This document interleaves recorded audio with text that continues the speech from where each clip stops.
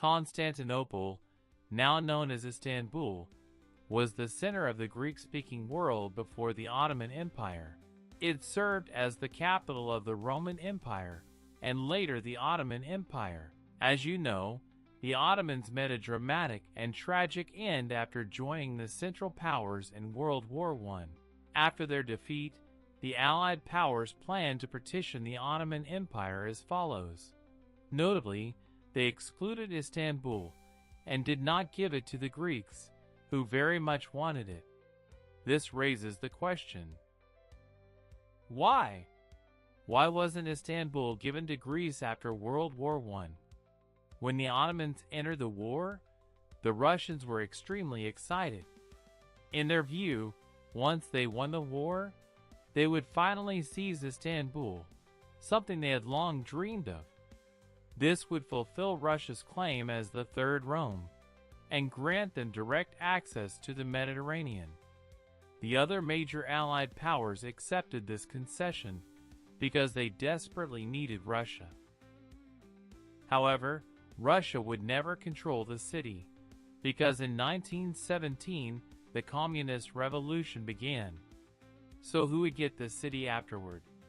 The Allies largely ignored the issue until the Ottoman Empire was completely defeated. At that point, they negotiated the Treaty of Sèvres, which divided the empire, and it was decided that Istanbul would become an international zone, similar to the Saar region. Greece was given little say in this decision for several reasons. First, an international zone effectively meant British control. After the occupation, Britain held veto power over all laws passed by the Ottoman government.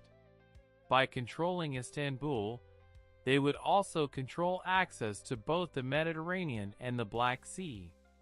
This seemed highly logical and beneficial to them, and they had no intention of giving it up. The second reason was that Greece was not seen as important enough to rule such a city. Istanbul was one of the greatest cities in the world, while Greece was considered a weak ally, and its relations with the Allied powers were not particularly strong. The Greeks had sought these territories under the plan known as the Megali idea.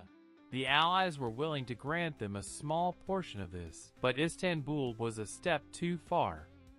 Including the city would have turned Greece into a mid-level European power overnight. Furthermore, the victorious powers did not fully accept Greece's claim to be the successor of Byzantium.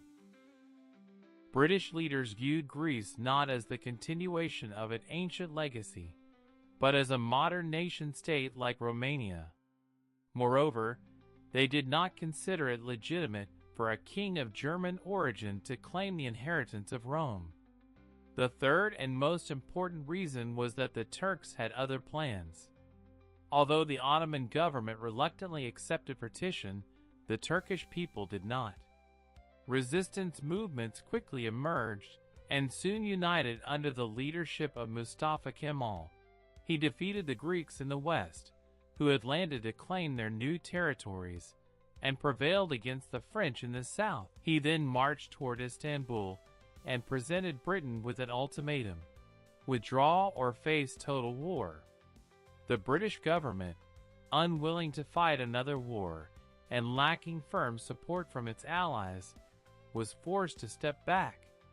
At that point, no one had the appetite for another major conflict. As a result, this process led to the signing of the Treaty of Lausanne, which finalized the borders of the new Republic of Turkey.